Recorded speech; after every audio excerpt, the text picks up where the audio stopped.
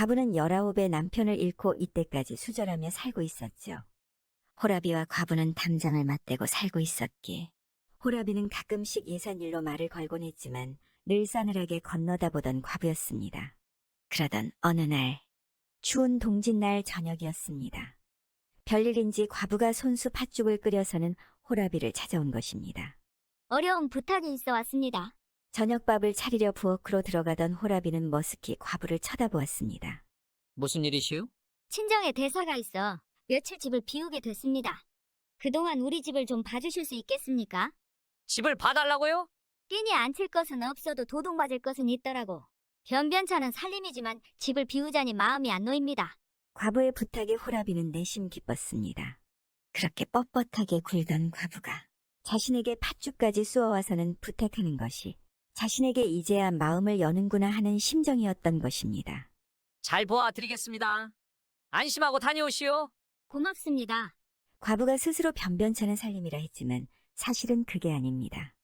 호라비는 이가 서말이고 과부는 은이 서말이라 하듯이 이 여자는 과부가 되고 나서도 논밭을 계속 날려 동네에서 첫째, 둘째를 다투는 부자였습니다. 모처럼 부탁이니 잘 봐줘야지. 호라비는 당장 큼직한 몽둥이부터 둘러매고 밤마다 과부의 집을 몇 바퀴씩 돌았습니다.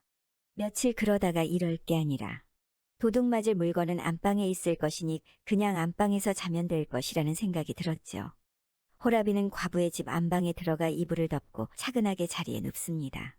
옛말에 19 과부는 수절해도 나이 든 과부는 수절을 못한다 했지. 호라비는 과부의 집 안방에서 이불을 뒤집어 쓰고는 부자 과부와 함께 살 궁리를 하다 까무룩 잠이 들고 말았습니다. 그렇게 잠이 든 새벽, 밖에서 나는 소리에 호라비는 잠이 깨고 말았습니다. 누가 마루로 올라서는 것 같았습니다. 달밤이라 창문에 비친 그림자가 한둘이 아닙니다. 도적 때가 든 것인가. 과부의 재산을 노리고 온 놈들이 틀림없어. 아이고, 나는 죽었다 하며 떨고 있는데 녀석들이 방문을 열고 들어옵니다. 호라비는 이불을 훌렁 뒤집어 쓰고 죽은 듯이 숨을 죽이고 있었습니다. 잘못하다가는 저 녀석들 몽둥이에 골통이 으깨지고 온몸이 으스러지고 말 것 같아 겁이 나 몸은 굳어지고 숨조차 제대로 쉴 수 없는 지경이었습니다. 호라비는 도둑질을 해가든 집을 떼매가든 자기 목숨부터 살고 보자고 이불 속에서 몸뚱이를 달팽이처럼 웅크리고 누워있는데 도적들이 장롱부터 뒤질 줄 알았더니 그게 아니었지요. 녀석들이 뭐라 한참 속닥이더니 엉뚱하게도 호라비 몸뚱이를 이불로 둘둘 말아서 무슨 자루 속에 집어넣는 것입니다. 하지만 호라비는 몸뚱이가 고드름처럼 꽁꽁 얼어붙어 몸을 제대로 놀릴 수도 소리를 지를 수도 없었습니다. 도둑놈들이 자루를 둘러매고 방을 나갑니다. 바람같이 동네를 빠져나가 어디론가 정신없이 내달리는 것 같습니다. 호라비는 그제야 이 녀석들이 무슨 짓을 하고 있는지 짐작이 갔습니다. 허허, 이제 알겠다. 세상에 이런 일도 있단 말인가? 자기가 그 집 과부인 줄 알고 보쌈을 해가는 것입니다. 보쌈이란 옛날 과부를 밤에 몰래보에 싸서 데려다가 아내로 삼는 일입니다. 그래도 호라비는 소리를 지를 수가 없었습니다. 자신을 가뿐히 들쳐매고 가는 것이 힘도 상당히 센 놈들 같은데 요놈들이 낭패한 분풀이로 자신을 가만두지 않을 것 같기 때문이었습니다. 나중에야 삼수갑산을 갈망정 일이 되어가는 대로 두고 볼 수밖에 없습니다. 힘이 센 장정들 발걸음이 한껏 조심스러워지는 게 자기 동네로 들어가는 것 같습니다. 이내 대문 여닫는 소리가 나고 방문 여닫는 소리가 납니다. 장정들이 어둠 속에서 자루를 방에다 조심스럽게 내리더니 방을 나갑니다. 곧바로 다른 사람들이 들어오는 것 같습니다. 호라비는 숨을 죽이고 있는데 목소리가 들립니다. 너무 갑작스러운 일을 당하셔서 많이 놀라셨을 것이다. 오늘 저녁에는 내가 이 방에서 함께 자거라. 예, 오라버니 걱정하지 마십시오. 그런데 예 하고 대답하는 목소리는 뜻밖에도 젊은 여자 목소리인 것입니다. 이게 모두 팔자거니 생각하십시오. 깜깜한 어둠 속에서 여자가 은근한 말씨로 위로하며 이불 속으로 들어오는데 말씨가 여간 사근사근하지 않고 따뜻하기까지 했습니다. 우리 오라버니는 마음씨도 무던하시고 집안 살림 형편도 난 부끄럽지 않습니다. 아주머니께서 내놓고 혼처를 구하시는가 해도 이만한 자리는 구하기가 쉽지 않을 것입니다. 저는 우리 오라버니가 재혼할 때까지 기다리느라고 지금까지 시집을 가지 않았는데 아주머니 덕에 저도 이제야 시집을 가게 되었습니다. 그러고 보니 이 여자는 처녀인 모양입니다. 호라비는 아무 말도 하지 않고 듣고만 있었습니다. 그러자 처녀는 더욱 상냥한 목소리로 속삭입니다.